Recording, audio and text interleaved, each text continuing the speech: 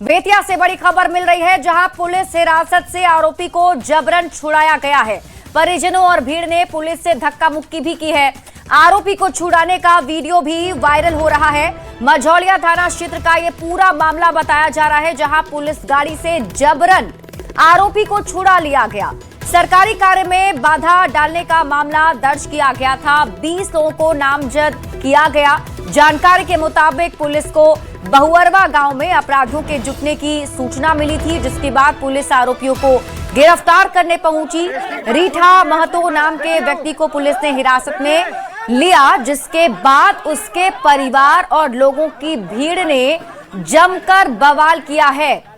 ये तस्वीर भी हम आपको घटनास्थल की दिखा रहे हैं, जहां पर देखिए पुलिस की टीम जब आरोपी को गिरफ्तार करने के लिए गई थी, उसे गिरफ्तार करके गाड़ी में बिठाने ले जा रही थी, तभी आरोपी के परिवार वाले और भीड़ ने आरोपी को छुड़ा लिया है।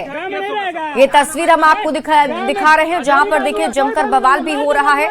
बेतिया से ये बड़ी खबर सामने आ रही है। जानकारी के मुताबिक पुलिस की टीम मौके पर आरोपी को पकड़ने के लिए गई थी। बताया जा रहा है कि पुलिस हिरासत से आरोपी को जबरन छुड़ा लिया गया। न्यूज़ 18 संवाददाता मुन्ना राज अधिक जानकारी के साथ जुड़ गए हैं। क्या अपडेट मिल पा रहा है? अभी क्या जानकारी है मुन्ना? क्या अब मामला शांत हो पाया है? ये पूरा मामला मझौलिया थाना क्षेत्र का है, जहां बहुअरवा गांव में पुलिस को सूचना मिली थी कि कुछ शरारती तत्व है। पुलिस वहां पहुंचती है तो वहां एक व्यक्ति को हिरासत में लेती है और वहां एकत्रित होकर उसके परिजन और आम लोग पुलिस का विरोध करते हैं। वीडियो में भी देख पा रहे हैं सीधे तौर पर जिस तरह से पुलिस हिरासत में से आरोपी को छुड़ाया जाता है और पुलिस के साथ हाथापाई भी होती है। पूरे मामले में मझौलिया पुलिस ने FIR तो दर्ज कर लिया था, लेकिन सीधे तौर पर वीडियो सामने आया है, उसके बाद पुलिस की कार्यशैली पर भी निश्चित तौर पर सवाल जरूर उठ गए हैं। लेकिन सबसे बड़ी चीज है कि बेतिया पुलिस की टीम जो मझौलिया में जिस तरह से पुलिस के साथ हाथापाई होती है, उसके बाद भी अब तक 20 आरोपी बनाए गए हैं और किसी भी आरोपी की गिरफ्तारी नहीं की जा सकती है। तो निश्चित तौर पर आप सीधे तौर पर सोचा जा सकता है जिस तरह से पुलिस का भरोसा लोगों पर टूट रहा है, जिस तरह से पुलिस के साथ दुर्व्यवहार किया जा रहा है, और जब पुलिस खुद अपने हमले पर कार्रवाई नहीं कर पाती है तो आम जनता के मामलों में पुलिस की कार्रवाई क्या रही होगी। तो निश्चित तौर पर वीडियो सामने आने के बाद पुलिस की किरकिरी जरूर हो गई है और पूरे मामले में सबसे बड़ी बात है कि 20 आरोपी जरूर तय किए गए हैं, लेकिन अभी तक किसी भी आरोपी की गिरफ्तारी नहीं की गई है। जी, प्रशासन का भी क्या कहना है, आगे क्या कार्रवाई होगी? पुलिस ने FIR तो दर्ज कर लिया है, पर थानाध्यक्ष वहाँ धर्मेंद्र कुमार है, उनके बयान पर मझौलिया थाना में FIR तो रजिस्टर्ड है। हाँ। लेकिन सीधे तौर पर 20 आरोपी बनाए गए हैं और किसी भी आरोपी की अब तक गिरफ्तारी नहीं हो पाना पुलिस की कार्यशैली पर एक बड़ा सवाल जरूर खड़ा कर रहा है। जब पुलिस लगातार कार्रवाई के दावे तो जरूर करती है, लेकिन जिस तरह से पुलिस टीम के साथ दुर्व्यवहार होता है और पुलिस कार्रवाई नहीं करे तो निश्चित तौर पर पुलिस की कार्यशैली पर सवाल उठना लाजमी है। ठीक है, आप इस खबर पर नजर बनाकर रखिए। शुक्रिया इस अपडेट के लिए मुन्ना राज। गोपालगंज से आपको बड़ी खबर बताते हैं, जहां जेवर दुकान पर जानलेवा हमला हुआ है। कार में तोड़फोड़ कर बदमाशों ने गहने लूटे हैं। RJD समर्थकों पर हमला करने का आरोप लगा है। विधानसभा चुनाव में NDA का समर्थन करने पर पहले भी विवाद हुआ था। घायल दुकानदार का सदर अस्पताल में इलाज जारी है। 6 अप्रैल को भी दुकानदार पर हमला हुआ था। पुलिस पर RJD समर्थकों पर कार्रवाई नहीं करने का आरोप लग रहा है। बरौली थाना क्षेत्र के सरफरा बाजार की एक घटना बताई जा रही है। न्यूज़ 18 संवाददाता गोविंद कुमार अधिक जानकारी के साथ जुड़ गए हैं। गोविंद, कैसी हालत बताई जा रही है दुकानदार की और पूरा मामला क्या है? देखिए, ये पूरा मामला बरौली थाना क्षेत्र के सरफरा बाजार की है, जहां पर आभूषण दुकानदार परमात्मा कुमार सोनी है और आज ये अपनी दुकान पर आभूषण लेकर जा रहे थे कार से। इस दौरान ही 15 से 20 की संख्या में लोगों ने उन पर हमला कर दिया। जिन लोगों ने हमला किया उन पर आरोप है कि वे सभी RJD के समर्थक हैं और जो विधानसभा चुनाव हुआ था, इस विधानसभा चुनाव के दौरान परमात्मा कुमार सोनी और इनके साथ परिवार के अन्य आभूषण व्यवसायियों ने NDA का समर्थन किया था और इसी वजह से विधानसभा चुनाव से ही इन दोनों गुट के बीच खुन्नस चल रही थी। और बीते 6 अप्रैल को भी परमात्मा सोनी पर हमला हुआ था। इस मामले को लेकर थाने में आवेदन भी दिया गया था, लेकिन विडंबना थी कि बरौली थाने की पुलिस ने इस मामले में FIR नहीं किया और दोनों पक्ष से सुलह करने के लिए पंचायती करने की बात कही। और इस पूरे मामले को लेकर आज जब परमात्मा सिंह अपने दुकान पर जा रहे थे तो रास्ते में ही 15 से 20 की संख्या में RJD के जो समर्थक है उन्होंने हमला कर दिया। इन पर आरोप है उनमें अजीत यादव, अभिनंदन यादव, सचिन पांडे, संतोष यादव, अरविंद यादव, इस तरह के तकरीबन 15 से 20 ऐसे लोग हैं जिनके विरुद्ध आज जो है FIR के लिए फिर से आभूषण व्यवसायी ने थाने में आवेदन दिया। जो JDU के विधायक हैं, सरकार के सचेतक, उन्होंने भी पुलिस पर कार्रवाई नहीं करने का संगीन आरोप लगाया है। ठीक है गोविंद, आप इस खबर पर नजर बनाकर रखिए, शुक्रिया इस अपडेट के लिए। बढ़ते हैं आगे और गया जिससे आपको बड़ी खबर दिखाते हैं, जहां PNB CSP से दिन दहाड़े लूट की खबर मिल रही है। हथियार के बल पर CSP से लूट की खबर है। 3 अपराधियों ने वारदात को अंजाम दिया है। 2,07,000 रुपए नगद लूटे हैं। वारदात CCTV कैमरे में भी कैद हो गई है। लूट के बाद आरोपी फरार हो गए। अपराधियों की गिरफ्तारी के लिए छापेमारी जारी है। इमामगंज थाना क्षेत्र का ये पूरा मामला बताया जा रहा है। हम आपको ये तस्वीर दिखाते हैं, ये वो CCTV फुटेज है जो आप देखिए, जिसके आधार पर अब पुलिस की टीम आगे कार्रवाई करेगी। जिसमें आप देख सकते हैं यहाँ पर ये जो पहला युवक आपको व्हाइट शर्ट में दिख रहा है, ये यहाँ मौजूद है। इसके हाथ में पिस्टल है और ये सीधे पिस्टल जो है वहां पर CSP पर मौजूद जो शख्स है उस पर तान देता है और उसके बाद लूटपाट की जाती है। दूसरा जो आरोपी आपको या दूसरा अपराधी भी दिख रहा होगा, दूसरे अपराधी के हाथ में भी पिस्टल है और एक एक करके देखिए कैश यहां से निकाल लिया गया है। 2,07,000 रुपए कैश निकाले गए हैं और अब पुलिस की टीम इस CCTV फुटेज के आधार पर कार्रवाई कर रही है, जांच पड़ताल में जुटी हुई है। लेकिन ये तस्वीर कई सवाल जरूर खड़े करती है, क्योंकि इस तरीके से दिन दहाड़े CSP में जाकर के लूटपाट करना कई बड़े सवाल खड़े करती है। पकारडी मेन रोड के पास स्थित ये CSP है जहां ये घटना घटी है। अपराधियों की गिरफ्तारी के लिए अब पुलिस की टीम छापेमारी कर रही है। इमामगंज थाना क्षेत्र का ये पूरा मामला बताया जा रहा है। तस्वीरें हम आपको दिखा रहे हैं। पैसा मांग रहे हैं, हम नहीं दे रहे थे उन लोग को पैसा। तब ये गन दिखाने लगा, पूरा अंदर घुस गया, अंदर से निकाल लिया पैसा, पूरा गाली गलौज भी कर रहा था। हम कुर्सी के पास कुर्सी निकाल कर मारने के लिए कोशिश भी किए, लेकिन उन लोग कह रहा था ज़्यादा तेज बनेगा, ऐसे करके। ऐसे में आपको बता दें कि जो तस्वीर है वो तस्वीर भी कई सवाल जरूर खड़े करती है, क्योंकि दिन दहाड़े CSP में जाकर के इस तरीके से लूटपाट करना तो न्यूज़ 18 कई सवाल भी पूछता है कि आखिर दिन दहाड़े लूट हुई, पुलिस कहां थी? अपराधियों के हौसले बुलंद होते जा रहे हैं बिहार में। सवाल ये भी, क्या बाजारों में पुलिस गश्ती अब नहीं होती है? तभी तो इन अपराधियों की हिम्मत इतनी ज्यादा बढ़ गई है कि दिन दहाड़े लूटपाट कर रहे हैं। बार बार वारदात से पुलिस आखिर सबक क्यों नहीं लेती है? क्योंकि एक के बाद एक घटनाएं ऐसी हो रही हैं। लोगों की सुरक्षा की गारंटी आखिर कौन लेगा? अगर पुलिस की टीम तत्पर नहीं रहेगी तो कौन लेगा आम लोगों की सुरक्षा की गारंटी? और बेखौफ बदमाश कब तक इसी तरीके से तांडव करते रहेंगे? आरोपियों की गिरफ्तारी आखिर कब तक होगी, ये बड़ा सवाल है। लेकिन इसी बीच एक बड़ी खबर आपको अब छपरा से बताते हैं। बड़ी खबर सामने आ रही है, जहां गिरफ्त में घुसखोर दारोगा लिया गया है, यानी बड़ी कार्रवाई की गई है। निगरानी की टीम ने इसे गिरफ्तार किया है और बताया जा रहा है डोरीगंज थाना में ये दारोगा जो है वो कार्यरत हैं, जिनका नाम मोहित मोहन बताया जा रहा है। जमीन विभाग के एक मामले में घूस ले रहा था, झूठे केस में फंसाकर पीड़ित से घूसखोरी कर रहा था, जिसके बाद निगरानी की टीम ने कार्रवाई की है और गिरफ्तार कर लिया है। छपरा से आपको ये बड़ी खबर बता रहे हैं, घूसखोर दारोगा को गिरफ्तार किया गया। निगरानी की टीम ने गिरफ्तारी की है। 9,000 रिश्वत लेते रंगे हाथ गिरफ्तारी हुई है। ये एक सब इंस्पेक्टर है, पुलिस अवर निरीक्षक है डोरीगंज थाना में।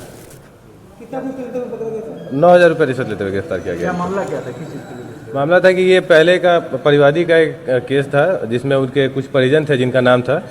उस कांड में उनका डायरी में मदद करने के लिए और नाम हटवाने के नाम पे उनसे पैसा मांगा जा रहा था। और बड़ी खबर आपको सासाराम से दिखाते हैं, जहां एक सरकारी शिक्षिका ने ट्रेन से कटकर खुदकुशी कर ली है। मृत शिक्षिका सरस्वती देवी कैमूर जिला के रामपुर प्रखंड के प्राथमिक विद्यालय सोनबरसा में पोस्टेड थी। उनका शव DDU सासाराम रेलखंड के कुमहू स्टेशन के पास बरामद हुआ है। मृतक के पति सुनील पासवान ने बताया कि वे पत्नी को आम दिन की तरह बाइक से स्कूल पहुंचाकर आए थे। इसके बाद वो गायब हो गई। उनका बैग स्कूल में ही था। बाद में खोजबीन के दौरान उनके ट्रेन से कटने की जानकारी मिली। शिवसागर थाना की पुलिस ने शव को पोस्टमार्टम के लिए सासाराम के सदर अस्पताल भेजा है और आगे की कार्रवाई में जुटी हुई है। हमें ले जाते थे 12:30 बजे लाते थे। जब छोड़ करके आ गए 12:30 बजे गए तो प्रधानाध्यापक और जो भी मैडम लोग टीचर लोग थे तो बोले कि आपका मैडम नहीं है, बैग उनका यहीं परस है, बैग यहीं है, कलम वगैरह सब उनका यहीं है, न पता है से कोई बता रहा है कि इसी रास्ते से करौनी तरफ गई। इसके बाद में हमें खोजना शुरू किया, कुछ पता होता नहीं चला कि यही पता चला कि स्टेशन पर दिखाई दी। बेगूसराय से इस वक्त की बड़ी खबर सामने आ रही है, जहां गांधी स्टेडियम में फिजिकल तैयारी कर रही छात्राओं के साथ छेड़खानी और मारपीट की गई है। नशे में धुत युवकों ने पहले छात्राओं के साथ बदतमीजी की और विरोध करने पर जमकर मारपीट की। इस घटना के बाद से पूरे इलाके में हड़कंप मच गया है। मामला नगर थाना क्षेत्र के डीएम ऑफिस के पास गांधी स्टेडियम का बताया जा रहा है। यहां हर दिन की तरह बड़ी संख्या में छात्राएं सिपाही भर्ती, होमगार्ड और अन्य प्रतियोगी परीक्षाओं की तैयारी के लिए सुबह रनिंग करने पहुंचती थीं। इसी दौरान कुछ युवक स्मैक के नशे में वहां पहुंचे और रनिंग कर रही छात्राओं के साथ छेड़खानी करने लगे। जब छात्राओं ने इसका विरोध किया तो उनके साथ गाली गलौज किया गया। वहाँ पे आया था तो वो डायरेक्ट लड़की पे मतलब रे सब किया था। उसके बाद हाथ भी उठाया था, वो हाथ उठाया लेकिन मेरे को नहीं, भैया को मारे। सुबह में हम सब लड़की पीटी करवा दिए, उसके बाद हाई जंप करवाना स्टार्ट किए। तो लड़का उधर से आया पूरा स्मैक लेके पूरा टून था, वो पाइप उठाया तो हमने पाइप क्यों उठा रहा था, मेरा पाइप है। तो उसी पे गाली देने के माध्यम से मेरा पाइप पर उठा लिया। लड़की बोले क्या हुआ? देखिए काफ़ी दुर्भाग्यपूर्ण है। हर एक दिन की तरह हम लोग मॉर्निंग वॉक करने गांधी स्टेडियम आते हैं और यहाँ पे कई तरह के फिजिकल एकेडमी संचालन होते हैं और सभी नियमता और अनुशासित होकर गांधी स्टेडियम के प्रांगण में अपनी फिजिकल की तैयारी करवाते हैं कोचों के द्वारा। आज ऐसा दुर्भाग्य हुआ, कोई अजनबी व्यक्ति अपराधी तत्व के स्मैक के नशे में टूल होके हमारी बच्चियां, बेटी भतीजी जो स्टेडियम में दौड़ करने के लिए आती है, उसके साथ अभद्रतापूर्ण। बेतिया में नया सवेरा 2.0 अभियान के तहत पुलिस ने मानव तस्करी के खिलाफ बड़ी कार्रवाई की है। बेतिया पुलिस ने राष्ट्रीय मानवाधिकार आयोग और कमजोर वर्ग के एडीजी के निर्देश पर कार्रवाई करते हुए गौनाहा थाना क्षेत्र में छापेमारी की और इस दौरान ऑर्केस्ट्रा ग्रुप से जुड़ी 8 नाबालिग लड़कियों का रेस्क्यू किया गया। कार्रवाई में पुलिस ने 4 ऑर्केस्ट्रा संचालकों को गिरफ्तार किया है। गिरफ्तार आरोपियों पर नाबालिग लड़कियों से जबरन काम कराने का आरोप है और इस अभियान में पुलिस के साथ कई सामाजिक संगठन की टीम भी शामिल रही, जिन्होंने मिलकर रेस्क्यू ऑपरेशन को सफल बनाया। मानव तस्करी और बाल श्रम के खिलाफ इसे बड़ी कार्रवाई माना जा रहा है। आरा से आपको बड़ी खबर बताते हैं, जहां रिटायर्ड एयरफोर्स जवान पर जानलेवा हमला हुआ है। पुराने विवाद को लेकर चाकू मारा गया, जवान गंभीर रूप से घायल है। अस्पताल में घायल का इलाज चल रहा है। टाउन थाना क्षेत्र के शांतिनगर मोहल्ले की घटना बताई जा रही है। तो इस वक्त की बड़ी खबर आपको आरा से बता रहे हैं, जहां पर ये बड़ी घटना घटी। रिटायर्ड एयरफोर्स जवान पर जानलेवा हमला किया गया। दरअसल पुराने विवाद को लेकर चाकू मारा गया है। जवान गंभीर रूप से घायल हो गए हैं, जिन्हें हॉस्पिटल में एडमिट कराया गया है।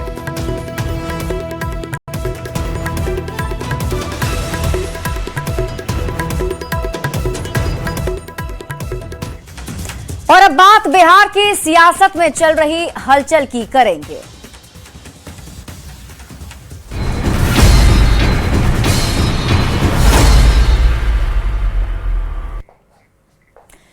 बिहार की राजनीति में इन दिनों जबरदस्त हलचल मची हुई है। कल से नीतीश कुमार दोपहर करीब 1:20 पर एयर इंडिया की फ्लाइट से दिल्ली जाएंगे और शुक्रवार को राज्यसभा में शपथ लेंगे। सूत्रों से मिल रही जानकारी के मुताबिक पटना लौटने के बाद नीतीश कुमार कैबिनेट की आखिरी बैठक करेंगे और इस मीटिंग के तुरंत बाद वे मुख्यमंत्री पद से अपना इस्तीफा भी सौंप सकते हैं।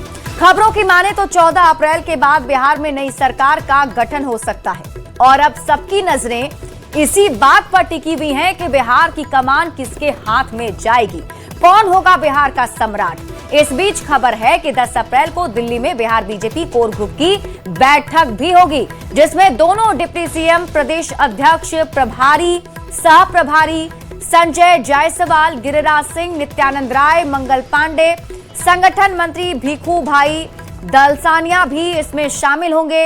यानी ये बड़ी बैठक होने वाली है दिल्ली में। और अब ये भी कहा जा रहा है कि 14 अप्रैल के बाद नई सरकार बिहार को मिलने जा रही है। लेकिन सबसे बड़ा सवाल अभी भी यही बना हुआ है कि आखिर कौन होगा बिहार का सम्राट, यानी अगला मुख्यमंत्री बिहार का कौन होने जा रहा है। तो लगातार देखिए बिहार की हलचल काफी ज्यादा तेज है, क्योंकि अब नई सरकार के गठन की प्रक्रिया भी शुरू हो गई है। तो वहीं दूसरी तरफ बताएं तो अब सीएम नीतीश कुमार जो है वो राज्यसभा का शपथ ग्रहण करने के लिए दिल्ली भी जाने वाले हैं। वहीं जल संसाधन मंत्री विजय चौधरी ने कहा है कि नीतीश कुमार कल दिल्ली जाएंगे, शुक्रवार को राज्यसभा की सदस्यता लेंगे। उन्होंने ये भी कहा कि राज्यसभा की सदस्यता लेने के बाद नीतीश कुमार सीएम पद से इस्तीफा देंगे और इस्तीफा देने के लिए कैबिनेट की बैठक करने की कोई बाध्यता नहीं है। मंत्री विजय चौधरी ने कहा कि कोई भी काम शुभ मुहूर्त में होता है और उम्मीद है शुभ मुहूर्त में ही नई सरकार का गठन किया जाएगा। सर, कल नीतीश जी जा रहे हैं दिल्ली और परसों राज्यसभा के सदस्य लेंगे सर। बिल्कुल, वो राज्यसभा के सदस्य निर्वाचित हुए हैं तो कल जाएंगे। परसों से वहां पर जो रिक्ति होगी उसके विरुद्ध उन्हें शपथ लेना है। ये तो एक तरह से आवश्यक संवैधानिक प्रक्रिया है, उसका पालन होना चाहिए। और ये अलग बात है कि उनका जाना किसी को अच्छा नहीं लगा, पूरे बिहार को अच्छा नहीं लगा, लेकिन ये उनका खुद का फैसला था, इसलिए स्वाभाविक रूप से सभी लोग उसको मान लिए। तो इस्तीफे के बाद नई सरकार का गठन कब तक होने की संभावना है, कुछ जानकारी? नहीं, ये तो मेरे न जानकारी की बात है न मेरे दायरे की बात है। ये तो वो जब छोड़ देंगे पद, रिक्ति होगी, तब एनडीए की बैठक होगी और स्वाभाविक रूप से चूंकि भाजपा सबसे बड़ी पार्टी है तो इसमें लीड लेके निर्णय वही लोग करेंगे। हम लोग तो साथ एनडीए की बैठक करके उसमें जो फैसला होगा लागू होगा। मतलब कैबिनेट की बैठक की बाध्यता नहीं है सर कि उसमें कैबिनेट की बैठक करें तब इस्तीफा दें? बिल्कुल बाध्यता नहीं है, वो इस्तीफा देंगे और राज्यपाल स्वीकार कर लेंगे तो कैबिनेट स्वयं भंग हो जाएगी। सर, खरवास के बाद एक नई सरकार दिख सकती है, मतलब आपको उम्मीद है? तो अगर मुख्यमंत्री इस्तीफा दे देते हैं जैसा आप बता रहे थे तो सरकार तो नहीं बनेगी ही ना, और सरकार नहीं बनती है तो स्वाभाविक रूप से अच्छी तिथि अच्छा दिन देख के ही बनता है। तो विजय चौधरी जी ने बहुत इशारों में तमाम बातें बता दी कि नीतीश कुमार इस्तीफा देंगे और कैबिनेट के बैठक की भी बाध्यता नहीं है, इसकी भी जानकारी उन्होंने इशारों में दे दी और उन्होंने माना कि अच्छे दिन में नई सरकार बनेगी, जिसके बारे में चर्चा खरवास के बाद नई सरकार का गठन हो सकता है। कैमरामैन दीपक के साथ आनंद मित्रा, न्यूज 18 नेटवर्क, पटना। तो नीतीश कुमार के कल दिल्ली आने और 10 अप्रैल के शपथ ग्रहण पर बीजेपी के राष्ट्रीय प्रवक्ता सैयद शहनवाज हुसैन ने कहा कि नीतीश कुमार एनडीए के सांसद के तौर पर राज्यसभा में शपथ लेंगे। नीतीश कुमार ने बिहार के लिए बहुत कुछ किया है, बिहार कभी उन्हें भुला नहीं पाएगा। उनकी ख्वाहिश थी सभी हाउस में रहें, वे चौथे हाउस के भी मेंबर बन रहे हैं। देखिए, नीतीश कुमार एनडीए के सुप्रीम लीडर हैं बिहार के और वो एनडीए के सांसद के तौर पे राज्यसभा में शपथ लेंगे। हम उनको दिल की गहराइयों से मुबारकबाद देते हैं।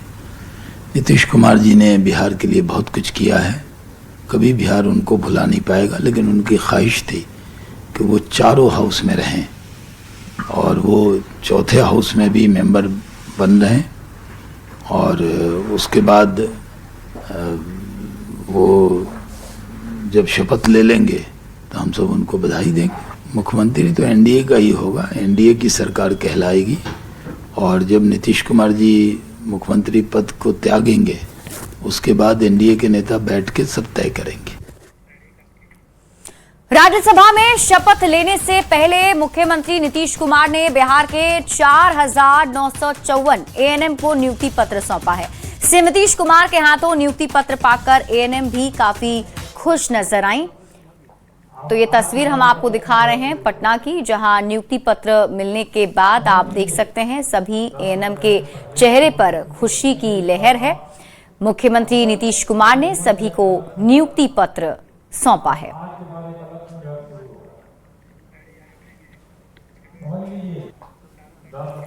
बढ़ते हैं आगे और बात करेंगे अनंत सिंह की। मोकामा के जेडीयू विधायक अनंत सिंह के छोटे बेटे अभिनव भी पटना की सड़कों पर घुड़सवारी करते हुए देखे गए हैं। विधायक ने इसी बेटे को आईपीएस बनने की बात कही थी। अनंत सिंह को घुड़सवारी का बहुत शौक रहा है और वो इन दिनों पटना में ही हैं। और ये तस्वीर जो अभी हम आपको दिखा रहे हैं, ये अनंत सिंह के बेटे अभिनव की है, जो घुड़सवारी करते हुए आपको दिख रहे हैं। और अगली खबर आपको पूर्णिया से दिखाते हैं, जहां बनमनखी में एक बार फिर नई चीनी मिल के साथ साथ कई फैक्ट्रियों के खुलने की कवायद शुरू हो गई है। अब इसे लेकर सरकार से लेकर निवेशक भी एक्टिव हो गए हैं। कुछ दिन पहले बिहार सरकार के गन्ना विभाग के अपर मुख्य सचिव ने एक निवेशक के साथ यहां विजिट भी किया था। इसके बाद से लोगों को काफी उम्मीद जगी है कि अब एक बार फिर यहां चीनी मिल की सीटी बजेगी। 12 साल बनमनखी में कभी एशिया की सबसे बड़ी चीनी मिल हुआ करती थी। ये बनमनखी का वही चीनी मिल कैंपस है जहां पर कभी चमन हुआ करती थी। और आज देखिए यहाँ पर कुल 118 एकड़ ज़मीन है। इसी जगह पर एशिया की सबसे बड़ी बनमनखी चीनी मिल थी, जो बाद में बंद हो गई और धीरे धीरे ये चीनी मिल का अस्तित्व खत्म हो गया। लेकिन इस ज़मीन को सरकार ने बियाडा को दे दिया और अभी आप देख सकते हैं कि ये सामने में ये सेलो बन रहा है, जो करीब 8 एकड़ क्षेत्र में बन रहा है।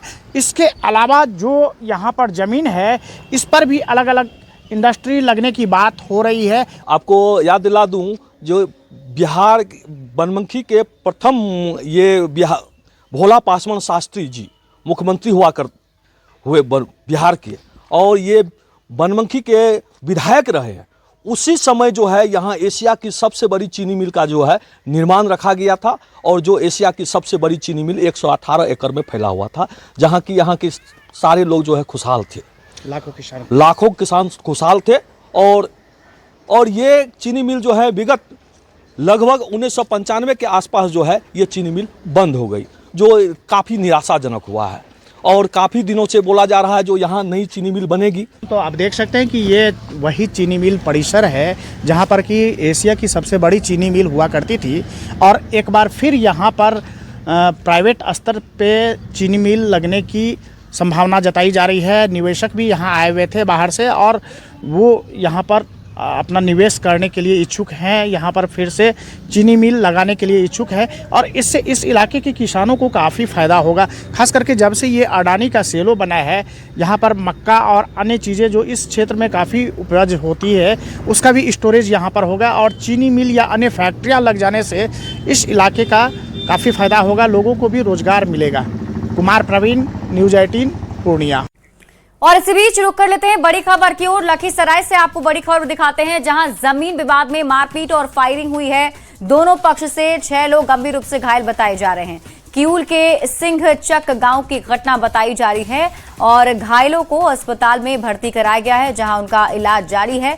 तो इस वक्त की बड़ी खबर आपको लखीसराय से दिखा रहे हैं, जहां जमीन विवाद में मारपीट और फायरिंग की खबर मिल रही है। बताया जा रहा है कि दो पक्ष आपस में जमीन विवाद को लेकर के भिड़ गए थे, जिसके बाद दोनों ही पक्षों से 6 लोग घायल हो गए हैं। किऊल के सिंहचक गांव की एक घटना है। औरंगाबाद में न्यूज 18 की खबर का असर हुआ है। सदर अस्पताल में जन्म और मृत्यु प्रमाण पत्र बनाने के नाम पर अवैध वसूली की जा रही थी। न्यूज 18 पर खबर चलने के बाद स्वास्थ्य महकमे में जहां हड़कंप मच गया, तो जिले के सिविल सर्जन ने इस पर संज्ञान लेते हुए मामले की जांच शुरू कर दी है। उन्होंने कहा कि कर्मी को शो कॉज किया गया है, वहीं मामले की जांच किए जाने और दोषी पाए जाने पर जरूरी कानूनी कार्रवाई किए जाने की बात भी कही गई है। जो भी हो, मगर इस पर हम एक इंक्वायरी करके सर एक्सेप्ट नहीं किया, लेकिन बोला कि आपके सीएस ऑफिस में नन्हा जी से संपर्क कीजिए सर। इस पर इंक्वायरी हम करवा रहे हैं और उसे शो कॉज किया जाएगा। खबर आपको जमुई से दिखाते हैं, जहां सिमुलतला थाना इलाके में पुलिस की गश्ती टीम की सक्रियता से बरौनी हल्दिया तेल पाइपलाइन से क्रूड ऑयल की चोरी की घटना होने से बच गई। दरअसल सिमरा पहाड़ के पास क्रूड ऑयल की चोरी करने के लिए बदमाशों ने पाइपलाइन में एक वॉल्व को सेट कर दिया था। पुलिस की गश्ती टीम की नजर जैसे ही पाइपलाइन के नजदीक हरकत पर पड़ी, तब अंधेरे का फायदा उठाकर 3 अज्ञात बदमाश मौके से भाग गए। पुलिस की टीम ने मौके से चोरी के लिए पाइप लाइन में सेट करने वाला 2 वॉल्व, 1 मोटरसाइकिल के अलावा और भी कई औजार बरामद किए हैं। मौके से फरार होने वाले बदमाशों की पहचान में अब पुलिस टीम जुट गई है।